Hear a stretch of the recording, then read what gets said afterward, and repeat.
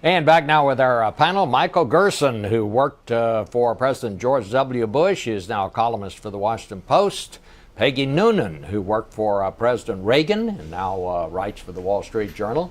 David Corn is the Washington bureau chief for Mother Jones Magazine, has a new book out called Showdown, the inside story about how Obama fought back against Boehner, Cantor, and the Tea Party. And our own political director, John Dickerson, who would write a book right now, but he's been so busy covering the campaign, he hasn't even had time to get home very often. John, glad to have you and glad you could come in. Well, the campaign's 6 months from today. We're going to have an election, and the President and First Lady kind of hit the battleground states of Ohio and Virginia yesterday. And for the first time, the President went directly at Mitt Romney. Here's a little what he said. To borrow a line from our friend Bill Clinton, now their agenda's on steroids. This time they want even bigger tax cuts for the wealthiest Americans.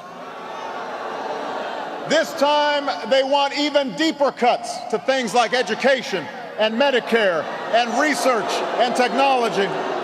And now, after a long and spirited primary, Republicans in Congress have found a nominee for president who's promised to rubber stamp this agenda if he gets the chance. So there you have it. Well, Peggy Noonan, you said in that column that we quoted earlier in the broadcast, the president really has no message, that he was actually boring. I guess I have to ask you the follow-up. Does that mean that you think Mitt Romney is not boring?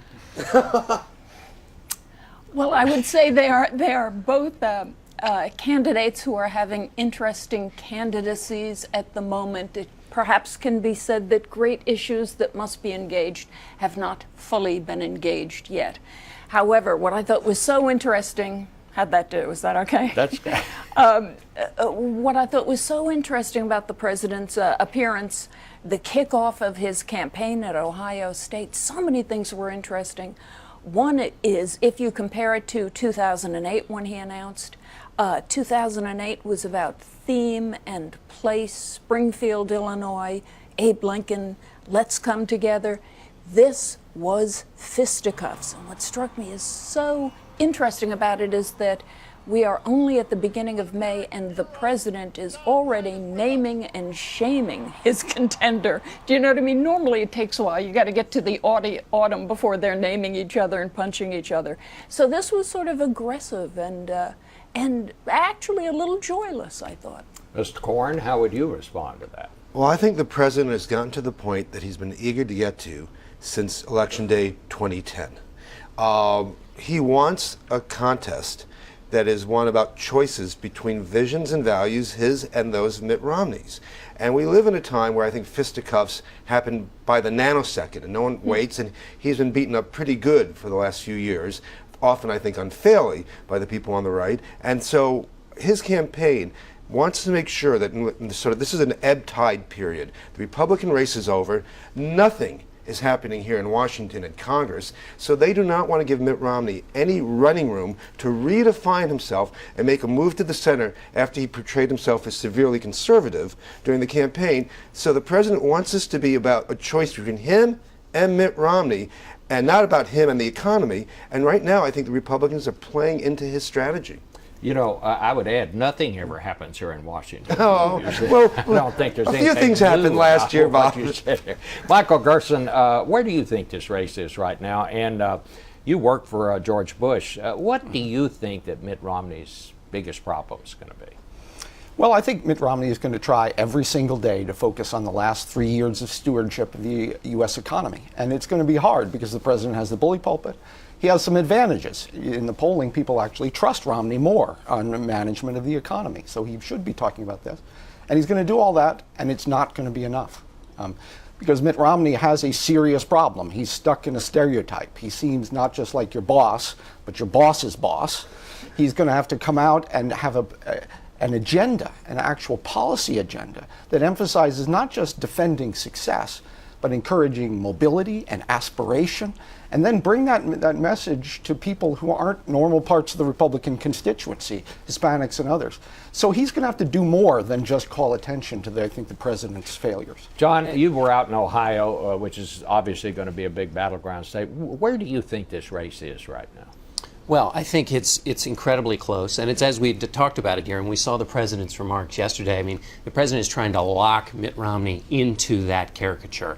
I mean, the president talked yesterday about Mitt Romney has said that 25 years in the business world give him unique experience and unique understanding about the economy. The president tried to turn that into a weakness, saying that 25 years as a boss means he doesn't understand regular people. So in Ohio, what's going to happen is he's going to make the pitch for regular people and say, I get you. This guy, Romney, he doesn't understand what you're going through. And he told a story in the speech yesterday about how Governor Romney kind of didn't understand this woman's woes. And so it's going to be a personal question about who kind of gets what you're going through. The big upside for Romney is, though, he may not have to connect with you. All he has to do is point to these jobs numbers. The unemployment rate went down, but what went up in huge numbers is the number of people who just dropped out, who aren't participating at all. And that's what you hear a lot about in Ohio. Yeah. What were you going to say, Peggy?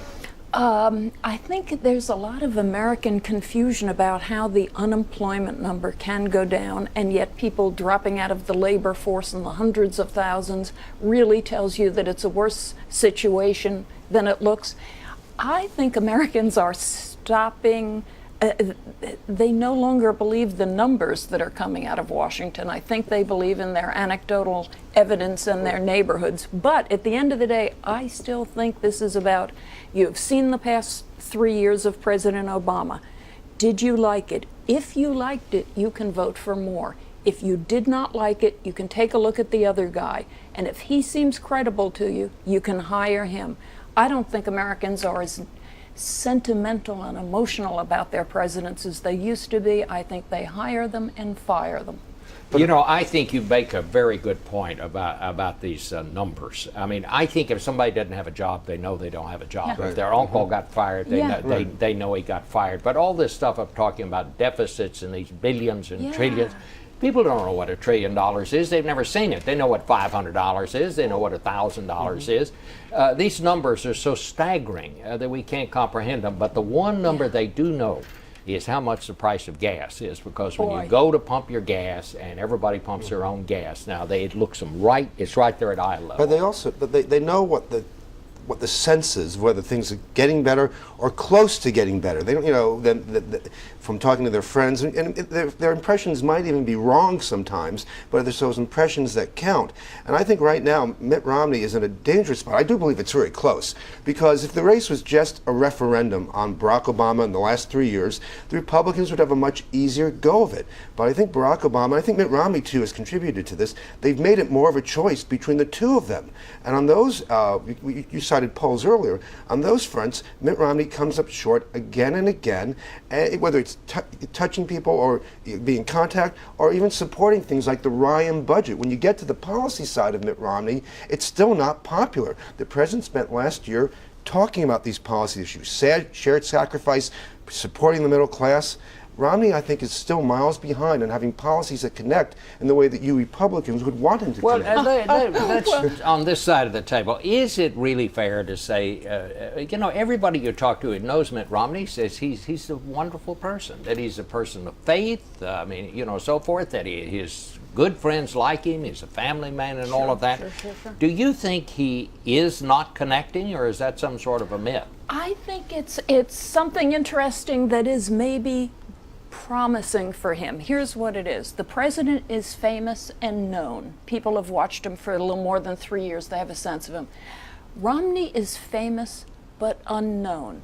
You look at him, you know, he's the handsome guy, he's the rich guy, and he won the Republican nomination. Beyond that, there's a lot to be filled in. That is an opportunity for Romney to tell you not just what he thinks, but why he thinks it, which is an always interesting way to make people understand, I do think, and I got a point of view. I think Republicans are also going to have to take seriously something that came out this week in some numbers. The president's unusual buoyancy He has middling approval numbers.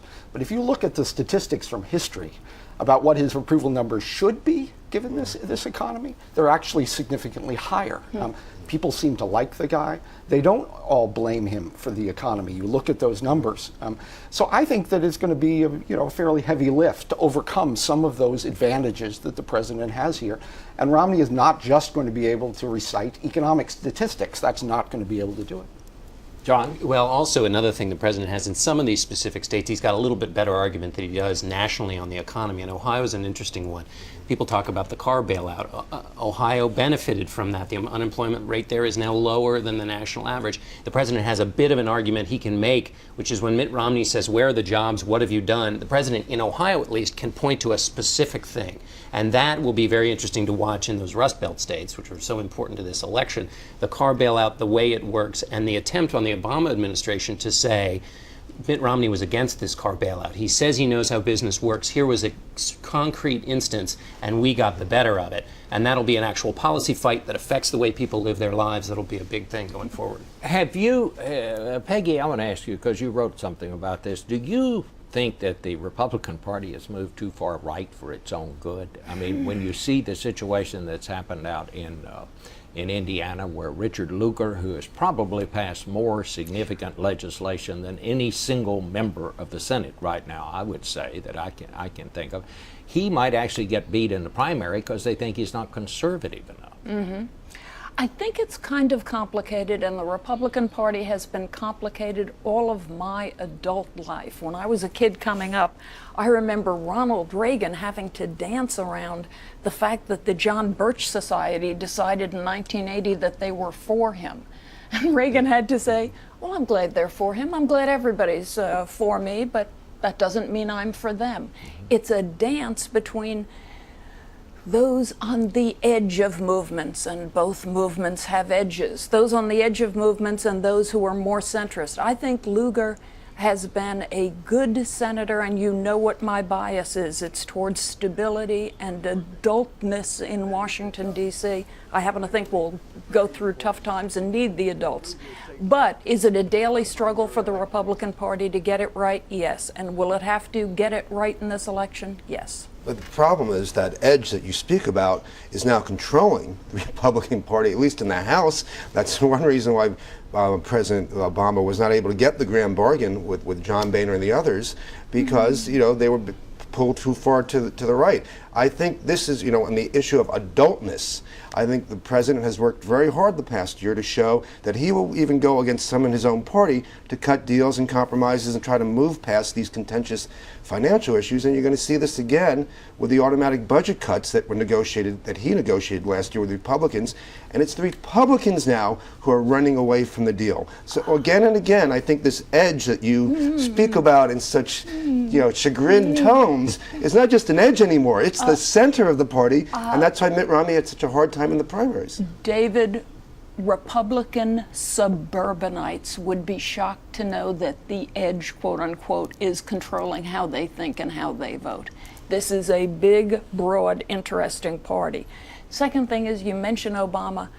Read Robert Caro's latest book. When a president wants to make something happen, he can make it happen, and he can't sit back and say, oh, they wouldn't they wouldn't do this, I'm so sorry. You make it happen if you are president. Clearly, the edge is what the president is trying to staple to Mitt Romney. We saw it in that clip. He's saying, these Republicans you don't like in Washington, well, they elected Mitt Romney. He made it sound almost as if the election was just by the House Republicans, not by the entire Republican Party. We have to end it there. It was a lot of fun. I wish we could talk all afternoon.